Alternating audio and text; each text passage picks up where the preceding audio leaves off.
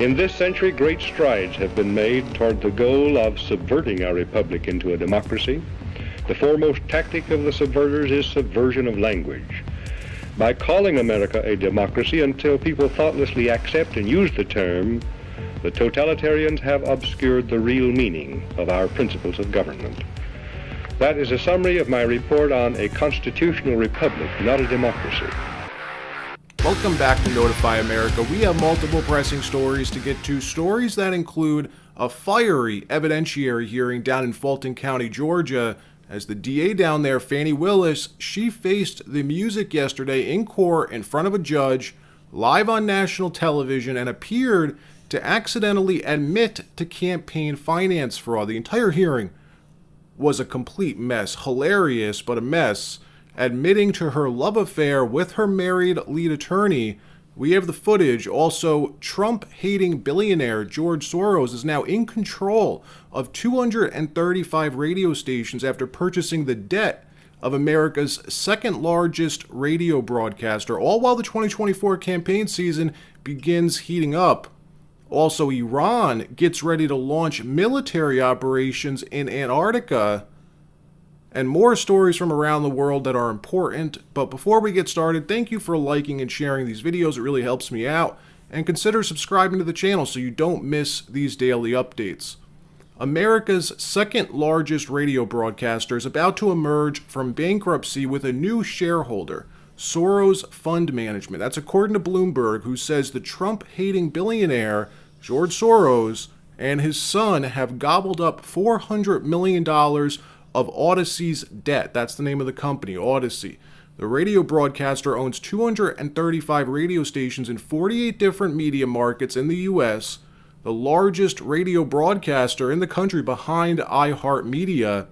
What this means is George Soros will now control a new media medium, a new medium of communication going into the 2024 election. Here are a small sampling of the stations that fall under their portfolio. Realize the left, they've been hungry to break into radio for years, try and take some of the market share away from successful right-leaning commentators, seeing the vast reach and influence stars like Rush Limbaugh, for example, have had or did have for years. Well, hopefully they'll flood the airwaves with NPR-style woke nonsense that has absolutely zero market, but we'll see what happens. In another story, Congressman Mike Turner is facing backlash after sending Washington into a complete tailspin on Wednesday by releasing a statement claiming Russia made a breakthrough in space that threatens the security of the United States, trying to scaremonger America into sending Ukraine more of our tax dollars. We reported on this story yesterday that Russia allegedly made some breakthrough, some major breakthrough with space-based nuclear weapons and space-based lasers, all of which is nonsense. Other committee members have come out and said there's no new information, no breakthrough. There's really no cause for panic or alarm around this particular piece of intelligence. There's no need to panic. This is not an immediate crisis. So what the hell happened here? Why would this Republican, Mike Turner, do this? We gave a detailed briefing on who he is, who Mike Turner is yesterday, how he's one of the most powerful looped-in people in Congress, which means he's the most connected to deep state Washington. You don't become the chairman of the House Intel Committee unless you have friends in high places, folks. That specific committee chair, the only committee chair that gets special clearance to know about the most sensitive national security issues, or are supposed to know about them. So you have to wonder why he was chosen for that role. Maybe because Wright-Patterson Air Force Base is located inside his district, or maybe because the intel community wanted him selected. His largest donors are Lockheed Martin, Raytheon, Northrop Grumman. You could look it up. All aerospace and weapons companies who lobby Congress hard, folks, and clearly have Mike Turner in their back pocket. That's my personal opinion. Well, after 2 days of hysterics, of nonstop media coverage over what this new Russian threat could be, everything just magically died down. After it brought the wrong kind of attention, most thinking Americans picked up on the fact that this was a clear money grab, an attempt to scare the media and the public into convincing Congress to pass that $96 billion Ukraine aid package. Well, surprisingly, a number of House Republicans are calling for an investigation now into Mike Turner. For example, Republican Andy Ogles, he's demanding an investigation into Turner, claiming he was reckless in firing off a warning about a mysterious national security threat. Look at this letter he sent to the Speaker of the House, Mike Johnson. He writes this: the chairman of the House Intel Committee revealed to the American people an imminent and perhaps existential threat to the U.S. of A. This revelation by the chairman was done with a reckless disregard of the implications and consequences said information would have on geopolitics, domestic and foreign markets, or the well-being and psyche of the American people. It's now become clear his intent was not to ensure the safety of our homeland and the American people, but rather to ensure additional funding for Ukraine and passage of an unreformed FISA Act. What he did was at minimum poor judgment and a complete breach of trust influenced by the pursuit of a political agenda. This is a Republican asking the Speaker of the House to do this, to start an investigation into Mike Turner, another Republican, one of the most powerful Republicans. He writes this: Mr. Speaker, I formally request an inquiry into this matter. Furthermore, if the chairman should retain his post as committee chairman of the House Intel Committee, you have a duty and an obligation to reassure this body and the American people that the processes of the Intel Committee have not been corrupted by the very institutions they are charged with monitoring, unquote. Well, good for Andy Ogles, folks, speaking the truth at risk to his own political career, because no, his career is at risk for doing this. Mike Turner, like I said before, he's got boatloads of money behind him. His super PAC goes after any member of Congress who the military establishment deems a threat. For example, he's doing this right now to Tennessee Congressman Tim Burchett, a great congressman, someone who's genuinely in Congress for the right reasons and is leading the UAP transparency train. Well, Mike Turner, he's coming after him. Why? Why would he be doing that? Another Republican, and all of his big military donors are propping up a primary challenger against Tim Burchett. Watch Tim Burchett explain what they're doing to him right now in the background. Watch this. They started this stuff, and sure enough, I get home and somebody's running a poll against me to figure out my weaknesses.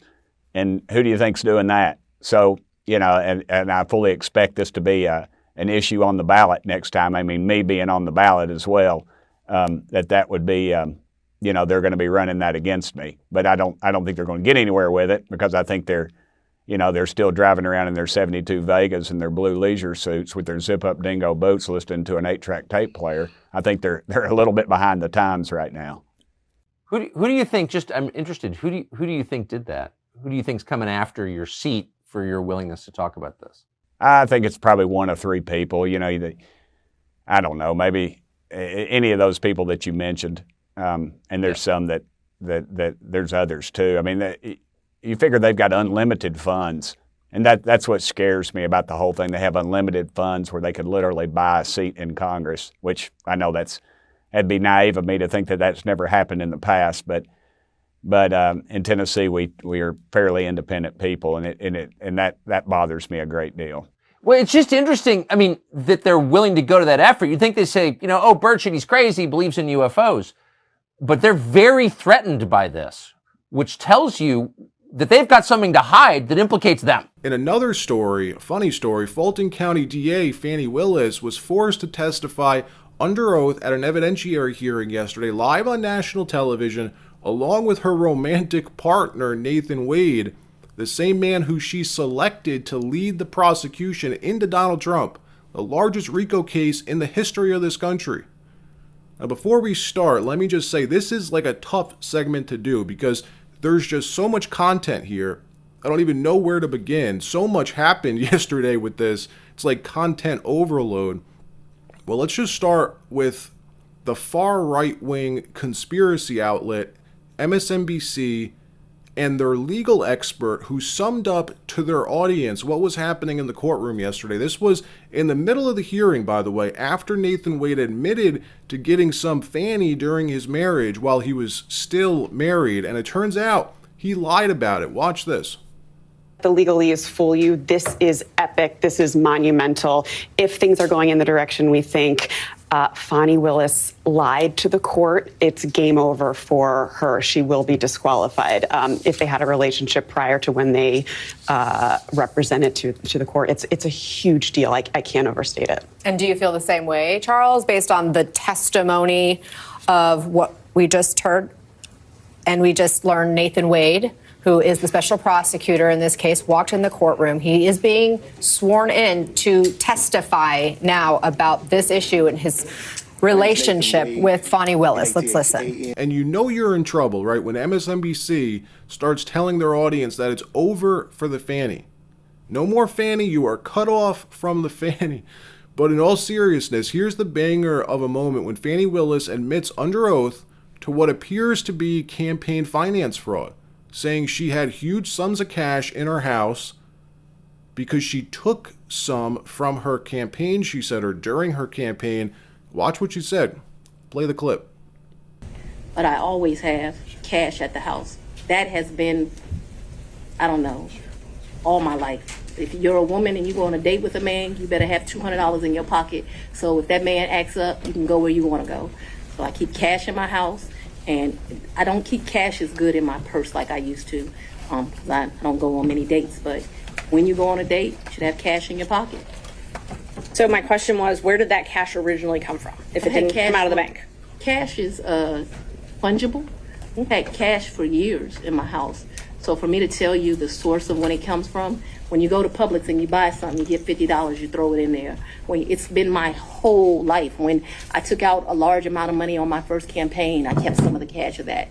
Like, to tell you I just have cash in my house, I don't have as much today as I would normally have, but I'm building back up now. So you just put money in. It's a very good practice. I would advise it to all women. So you can't identify when you came into this cash or where the cash came from? I didn't say I couldn't identify it. No, nobody gives me anything. I am sure that the source of the money is always the work, sweat, and tears of me. Then we have Nathan Wade, her lover, lead attorney against Trump, admitting to having sexual relations with Fani Willis, sweating on the stand, and ending up cornering himself into admitting that he lied. Watch. And in fact, under your testimony, you would have said that she had also entertained you. Isn't that correct? Yes. And so your answer to this interrogatory is false, is it not, sir? No, it's not false. Well, hate to dance around the... the answer is yes, you did entertain Miss Willis, correct? Right? Yes. She's not your spouse at that time or any time, correct?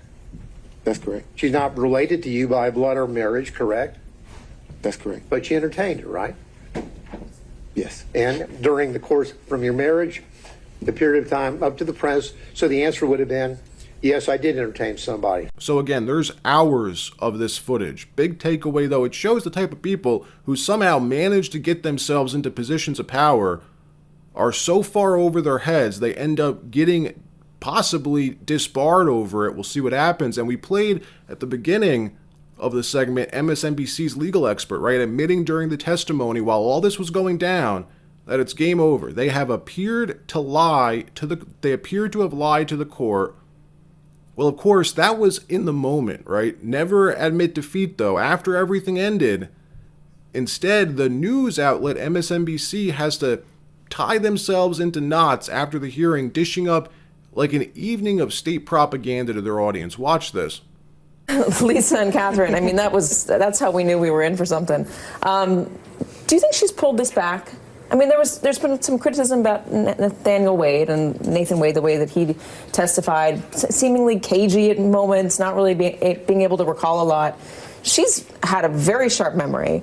She had an explanation for the cash, which I think raised a lot of eyebrows. Yes. Why would you be paying back this man in cash? Who uses cash nowadays? I thought Has she that been was credible? the most compelling part of it. And there's lots of personal details about her life and how she lived. There were places where she drew the line. For example, not wanting to talk about where her daughter lives right now. But The testimony on the whole was calmer than I expected it to be when she first walked in. You were worried. But also incredibly detailed. And I thought her portrayal of why it is that she pays for things in cash and has lots of cash on hand was very compelling. Basically, it was a life lesson she learned from her father, and then sort of joked about the way that she was raised by that old black man, as she referred to him. Yeah, and Catherine Christian, if you want to look not at the salacious part of this, but at the legal part of this, which is whether or not she financially benefited from the hiring of Nathan Wade to be the special prosecutor, did you find her credible? Yes, and the defense oversold this. There was no evidence other than the woman who is a former friend and a former employee. That's their evidence. And anyone who has an elderly black parent or elderly black people in life, no, it's about keeping cash because you never know when you're going to need it. So she's been very credible. Look, we'll see what the judge comes back with. If he believes there's enough evidence to disqualify them from the case or not, we'll keep you posted. In another story, Iran has claimed ownership over Antarctica and says they plan to build a permanent military base and begin operations in the South Pole. A rear admiral from the Iranian Navy said, quote, "We have property rights in the South Pole. We have a plan to raise our flag there and carry out military and scientific work," unquote. Going on to say this, "Our scientists are getting ready to deploy for a joint operation encompassing the efforts of all of our people in keeping with the guidelines of our supreme leader," unquote. The announcement obviously challenges the Antarctic Treaty, which bans all military activity from the continent. We'll see what happens. All right, that wraps up this episode. Like, subscribe, and we'll see you next time.